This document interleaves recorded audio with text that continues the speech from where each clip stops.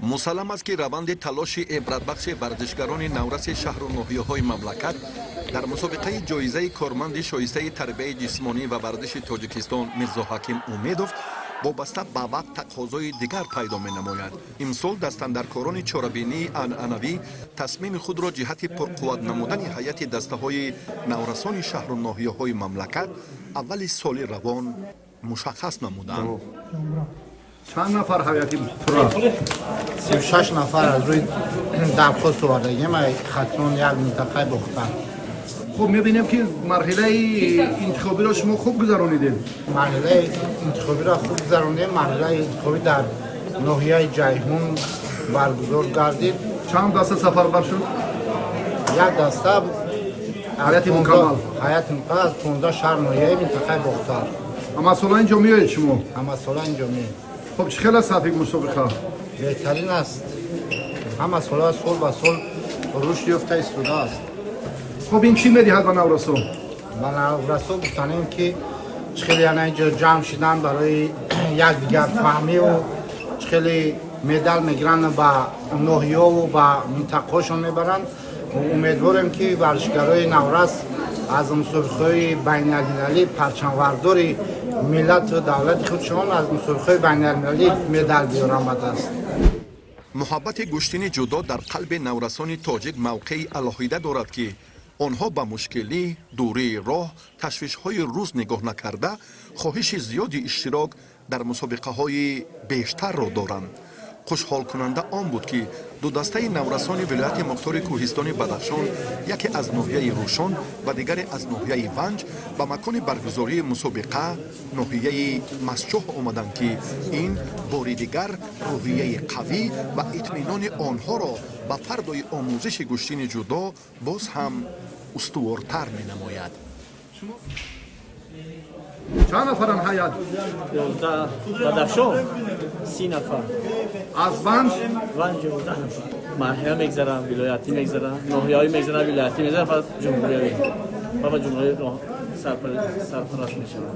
هر قدر که زیاد گذره فکر میکنم خوب است. نتیجه خوبتر میشه برای بچه‌ها برای آیندهش نظر است.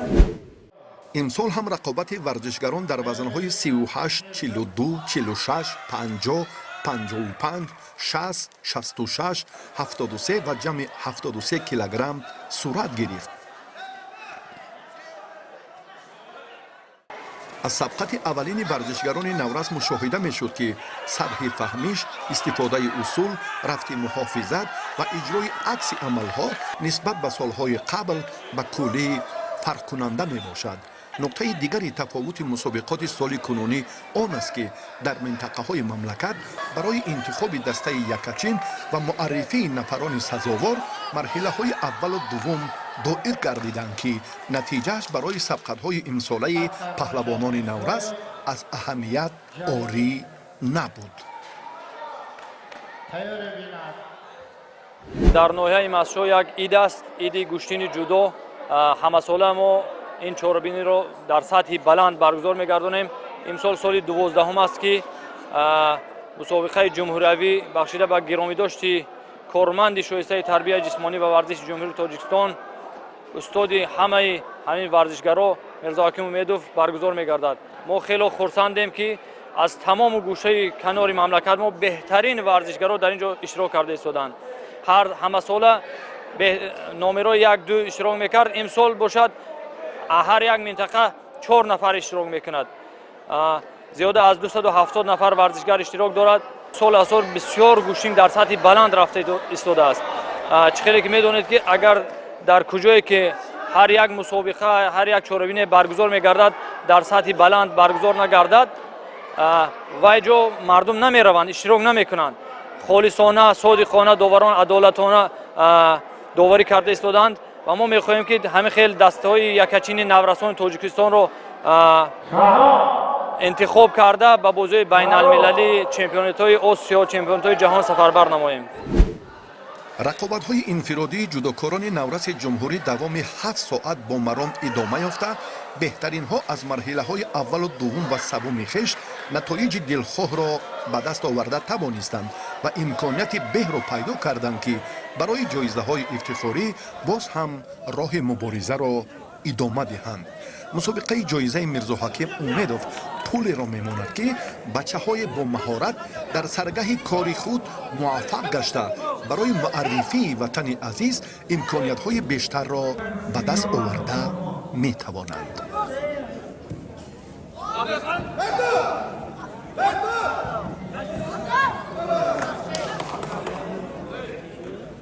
این استافета این анана дар тарбия чӣ нақш дорад? дар тарбия яъне насле ки вай тарбия кард дигарҳо аз вай илҳом мегирад. вақте илҳом гирифт дид дар мусобиқаҳо иштирок мегирад, вай шо имрӯз дута набери худам, якта аз душанбе, якта аз суғдиён фуромада ҳар ҳафта 3 рӯз машқ мекунад, хонандаи мактаб синфи 4, синфи 5. яъне мехоҳанд ки ҳамин пайравӣ ҳамин шогирдои Мирзоҳаким Умедов кунанд. маросими ифтитоҳи 12-умин мусобиқаи анъанавии ҷудо миёни наврасони соли таваллудашон 2010-2012 барои дарёфти ҷоизаи Мирзоҳаким Умедов шаҳомати хосаи худро дошт. устодону собиқадорони соҳаи варзиши ноҳияи Масҷо, иштирокчиёни чорабинӣ бо шукӯҳи ҷумҳуриявӣ, мураббиёну доварон аз он хушҳол буданд, ки имсол дар самти пешравӣ, ҳавасмандгардонии чеҳраҳои ояндаи ҷудои мамлакат ва барпо кардани иди ҳақиқии варзишӣ дигаргониҳои зиёд ба мушоҳида мерасад. раиси ноҳияи Масҷо Ализода Аъзам аз хушҳолии меҳмонони чорабинӣ изҳори сарфарозӣ намуда, ин мусобиқоти анъанавиро омили асосии рушди соҳаи тарбияи ҷисмонӣ ва варзиш дар ноҳия арзёбӣ намуданд. бо ифтихор қайд гардид, ки соли оянда дар арафаи ҷашни муқаддаси мардуми тоҷик 35-солагии истиқлоли давлатӣ мусобиқаи анъанавӣ дар сатҳи баланди касбӣ бо даъвати ҳамаи паҳлавонони номуошнои кишварҳои ҳамҷавор баргузор мегардад.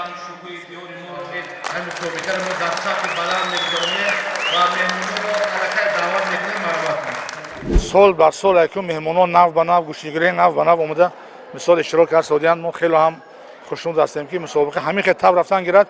тамоми мардум мақсад ба ҳамин гӯштинг ҷудо мақсад маълумот пайдо мекунанд, зиёд мешаванд ва ҳавасманд мешаванд. беҳад хушрӯ зебо рафтода. мегӯянд, ки дар Масҷо мактаби алоҳидаи Умедовҳо ҳаст дар ҷудо, рост аст? ҳақ аст. дар 62 доранд зар худо бишук, дар Бӯстон доранд, дар 3 доранд.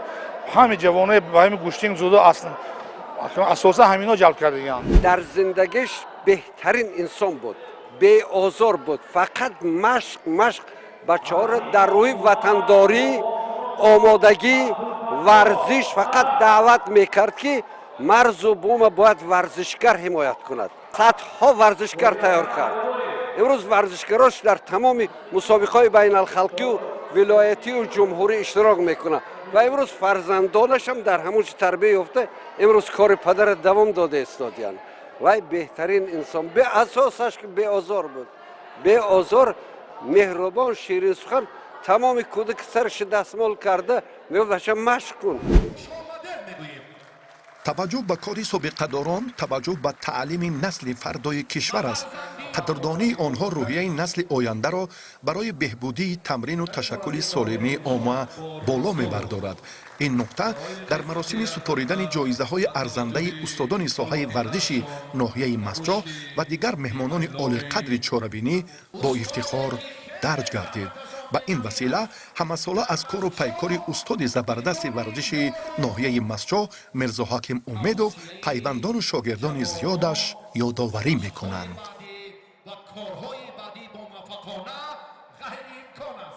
аз ҳамин минтақа одам гирифта тайёр мекард, худаш машқ медод, худаш мебуромад, стадиони участкава машқ медод, мактаби ҳамин мактабо рафта худаш соди ҷавонҳоро тайёр мекард, ки имрӯз варзишгаро ҳамаш ворисони ҳаве ҳастанд. вай вориси дар ҳамин ҷо вориси Нусратшоҳ Ҳомид аст. шукрона, ки ана фарзандони хуб дорад. ҳама самараи кораш ҳамин, ки варзиш асосан пешбаранди варзиш ҳамин шуд, пешсаф шуду ҷавонор ҳамаша муттаҳид. дар кӯҳистони Масҷор ҳам ташкил кард дар ҳамон ҷоам ҳоли ба номи ҳам Мирзо Ҳаким Умедов машқ мекунад. нерӯсанҷии марҳилаи ниҳоии мусобиқаи анъанавӣ аз варзишгарони навраси вазни 38 килограмм оғоз шуд. амирҷони ҳокамшоҳзода дар 4 марҳилаи қаблӣ зафар ёфта даври охирини сабқадро бо намояндаи шаҳри Душанбе Ҳикматулло Малаев доир кард. мавсуф аз мусобиқоти соли пор таассуроти нек ҳам набардошта бошад, имсол бар ивази мушкилот зафар ёраш гашт. چمپیونی وزن 38 کیلوگرم حاتم شاهزاده امیرجان یک فرسخ آفرین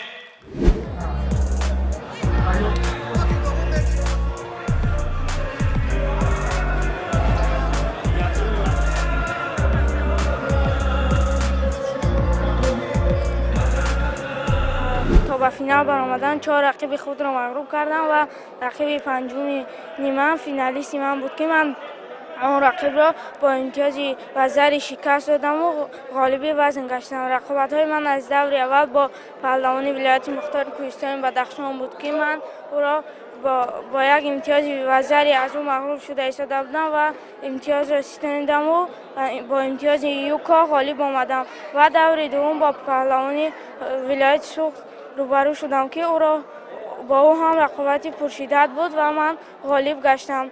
من در رقابت‌های 4 یک نهایی برآمدم که رقیب من خیلی پرقوت بود و من از او مغلوب شده ایستاده بودم با یک وزری و او را من با امتیاز 5 شکست دادم و به دور نیم نهایی رفتم و در دور نیم نهایی رقیب من هم رقیب پرقوت بود و ما تا گلدن اسکا رفتیم و در گلدن اسکا من غالب آمدم و به فینال رفتم و در فینال غالب گشتم. من اون خطاهایی که پارسال مغلوب شده بودم خطاها را برطرف کردم و امسال غالب آمدم و صاحب مدال طلا گشتم و جام مسابقه را به دست آوردم. ба марҳилаи ниҳоии вазни то 42 кило боз бачаҳои шаҳри Душанбе роҳ ёфтанд. инҳо Анас Абдуллоев ва Сорбон Ёрмаҳмадов мебошанд, ки аз дақиқаи аввал ҷаҳди зиёди худро нишон дода тавонистанд.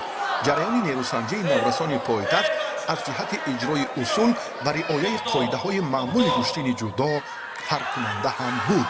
дар ин давр Анас Абдуллоев бартарии малакаи худро дар назди аҳли варзишгарон беҳтар нишон дод.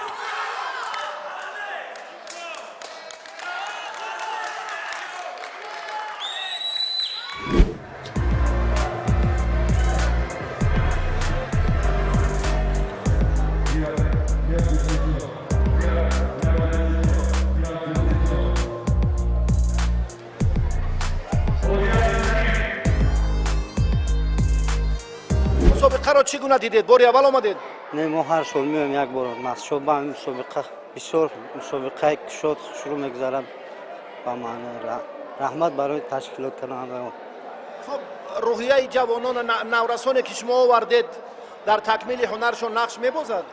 бале мебозад, нақш калон мебозад.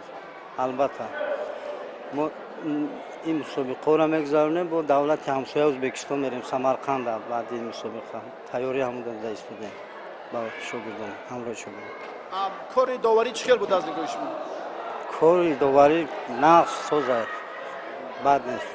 хоб чӣ кор кунем такмил ёбад маҳорати бачаҳо бостанд? мусобиқаҳо бисёртар шавад. ҳамихе мусобиқаҳои калони кушоду озоду ҷумҳуриявиҳо бачаҳо пешравишу зиёд мешавад.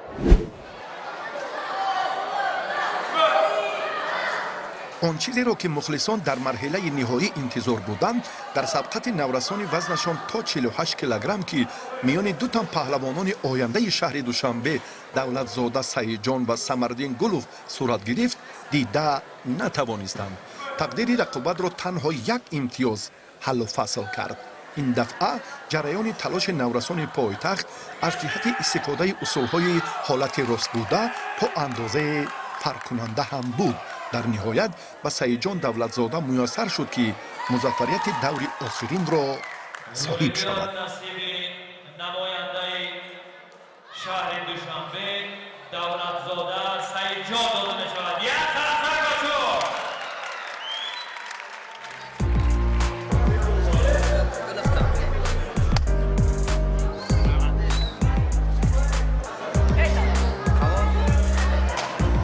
من خیلی خرسندم که همین چهاربینی یادبود استاد دومیدف هر سال در ناحیه برپا میشه با دستگیری صاحبکاران موفق که خاطر اینکه سپاس می‌دارن ما خیلی خرسندیم و البته یک اقدام خوب است که از بسیار جوانان از بسیار راههای بد می‌گرداند علل خصوص سید عمران آخوند و دیگران که این همه ساله این چهاربینی رو تشکیل میکنن ما خیلی شدیم.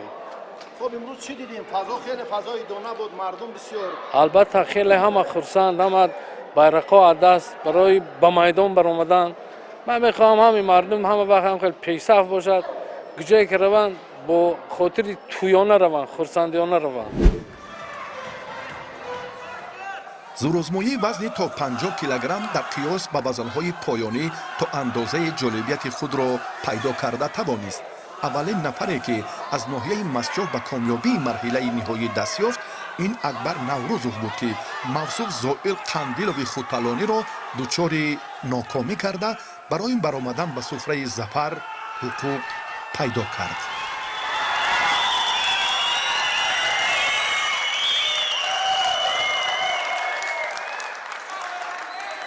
غلیمت چمپیونی وزن 50 کیلوگرم نماینده ولایت سوخ ناحیه مسجد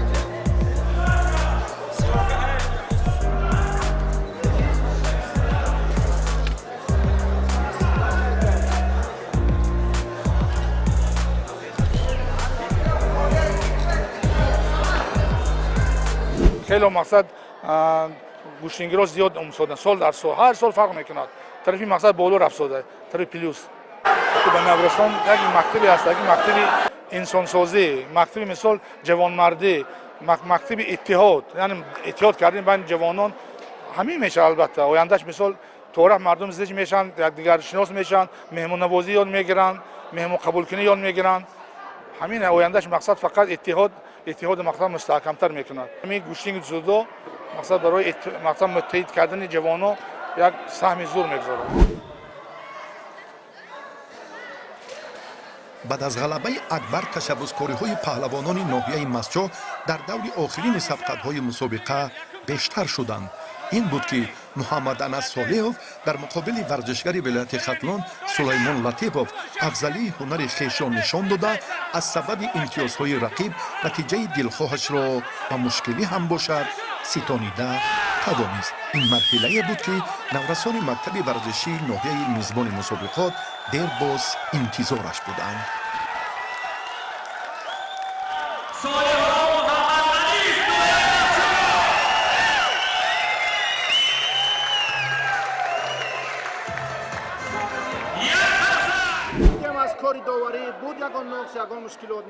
امروزه در امروزه چورابینی نبود راستی گپ یگان حاضر حالتی وای نشده انکو بازی بحث برانگیز نشده است همه خوب رفته ایستاده است و ما حرکت میکنیم بازم در حد اعلا گذارد و بهترین ها رو غالب بیاید.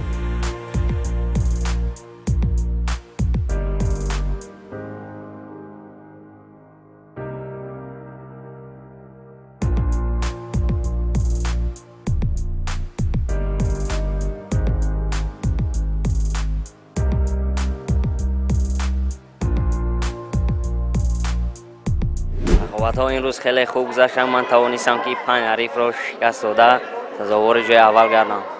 خب حریفی که از دوشنبه بود یا دیگر خوبتر می‌دونید؟ بله ما با او خیلی رقابت‌های زیاد گذراندگی هستیم. من او را یک بار شکست دادم. این دفعه مرتبه دوم بود. بله. چی خاطرات برداشتید از مسجد؟ خاطرات خیلی خوب مسابقه در سطح عالی گذشته است. تشکر. سبب باخت را شما در چی می‌بینید نامناسب؟ من لطیفوف سلیمان امروز در وزن 55 کیلوگرم صداوار مدال دوم شدم. فینال خیلی خوب گذشت. از خیلی ما مشق‌ها رو با بسیارتر کرده می‌خواهیم با غلبت رو به دست آوریم. برای بیلال کریموف آسان نبود که از ورزشگران شهرهای دوشنبه و باختر، خوجند و ناحیه‌های روشان و ونج امتیاز به دست آورد.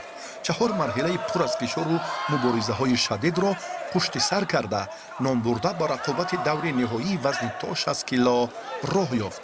مربی مکتب ورزشی شهر دوشنبه مصطفی حسنов که عبدالسلام ناصرov را تا به سبقت آخرین آماده نموده بود، گمان نداشت که سعی و تلاش بچه‌ها تا به وقت علاوه طول میکشد. هر یک مقاومت علاهیده تهیه میشد. به همین سبقت بحث‌های زیاد را هم به میان آورد که در نهایت بلال کریمov به همه مناقشه‌های طولانی مربیان و داوران نقطه عمیق مشخص خود را گذاشت.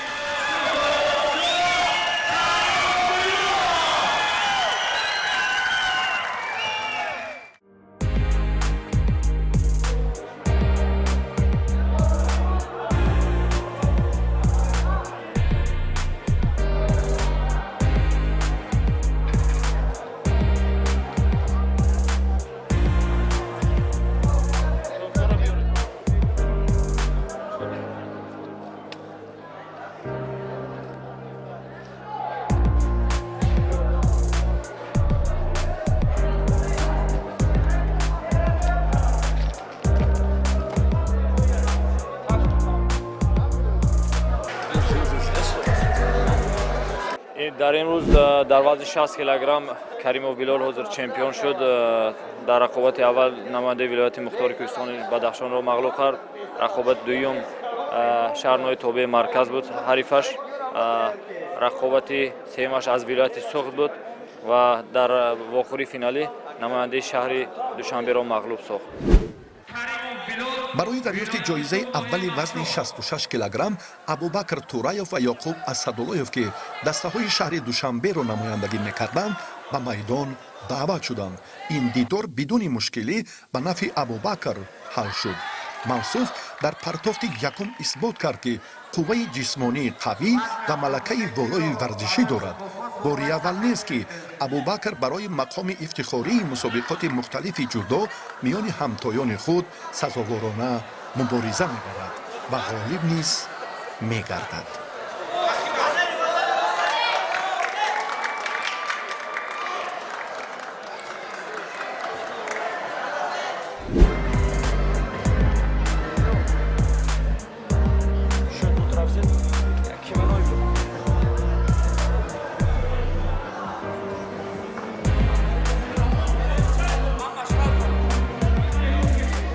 سال در سال مقصد اصولهای نو به نو مثل از مسابقه بیرون میبرند، شاید که خودشون تیار میبینند، هر سال میبینید همون پهلوانی که سال گذشته امسال به اصول نو با گشتی گرفتند. به پیشرفت هست اصولهای نو به نو خیلی خوب. به امید همین هستیم که همین چیز مقصد شاید که همین چیز مقصد استادها مقصد اهمیتی هست. مثلا حریفای شاگرداش میشناسند، بچه‌هاش درست تربیت کنند که زیادتر شوند، مثلا شاگردای زیادتر اشتراک کنند در مسابقه. بعد عدالت رعایت کنم. عدالت رعایت شد گشتینگر البته اشتراکچی زیاد میشود. این سال به نورسان مکتب ورزشی ناحیه مسجح میسر نشد که در رقابت مرحله نهایی وزن تا 73 کیلوگرم مبارزه برند. میرزا علی نوروز از دسته نورسان شهر دوشنبه و محمد غیورov از شهر باختر حریفان مرحله آخرین وزن مذکور بودند. این زورآزمایی تفاوت زیادی تکنیکی را در پی داشت و خلاصه‌اش چنین شد.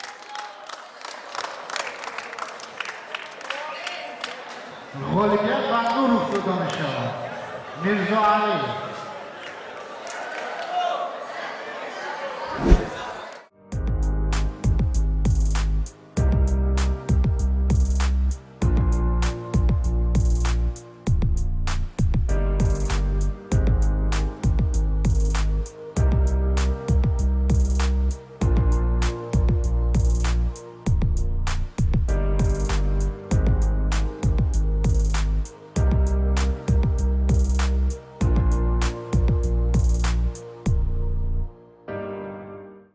در این سن سال برآمد کردن. همین روز ما دیدیم که در پارتر خیلی کمتر پیش رفتند. پیش وقت ما پارتر و ورزشکارای ما به نهایت سست بودند. همین ҳамин чорабинӣ мо дидем чандин вохӯрҳои финалӣ дар ҳолати асайкоми ба даст овардан, дар ҳолати боқӣ кардан ёки лат додани даст бисёр усулҳои зебо нишон доданд. талоши бачаҳои навраси 14 дастаи иштирокдошта дар ба даст овардани мақоми аввали вазни аз ҳама сангин чандон тӯл накашид. танҳо ғалабаи 3 дидор кофӣ буд ки иштирокчиёни марҳилаи ниҳоӣ муаррифӣ шаванд. паҳлавони ояндаи Масчов Мирзозода Мунис ва намояндаи шаҳри Душанбе Осмон Шариф барои исбот намудани маҳорати волои худ ба майдон баромаданд. мунисро мухлисии ҳамдиҳагонаш нагузошт ки ба хатогӣ роҳ диҳад. ниҳоят заҳматаш дар вақти асосӣ самар овард.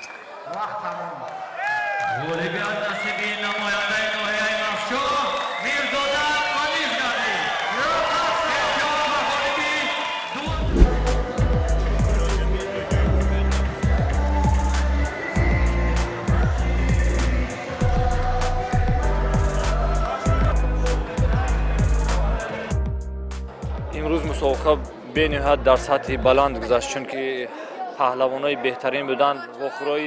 вохӯрҳои финалӣ хело сахт бо шиддат гузашт. ҳама паҳлавонои зур буданд. бисёри вохӯриҳо дақиқаи иловагӣ шуд, голден скор шуд. аз сабабе ки паҳлавоно ҳамашон гӯштингирои хуб ҳастанд, ҳолати голден скор ғолибро муайян кард. ин мусобиқа сол аз сол шукӯҳу ҷалоли хуб дода истодааст ва дар оянда метавонем ки мо ин мусобиқаро ба ягон ҷоми осиё ягон чи ташкил кунем, табдил ёбад. ба ҳама бурду боғ, шебу фароз, ҷаҳду талош ва қиёси ҷанбаҳои алоҳидаи омӯзишӣ, мушкилоти бартарафшавандаи фардо ва самтҳои муҳими таблиғкунандаи куштини ҷудо дар миёни насли наврасу ҷавон, мусобиқаи 12-уми анъанавии наврасон дар риштаи ҷудо барои ба даст овардани ҷоизаи корманди шоистаи тарбияи ҷисмонӣ ва варзиши ҷумҳурии Тоҷикистон Мирзо Ҳаким Умедов ба поён расид. Дастандаркорон гуфтанд ки соли оянда ин чорабинӣ бо ибтикори ҳукумати ноҳия шаҳомати воло касб мекунад.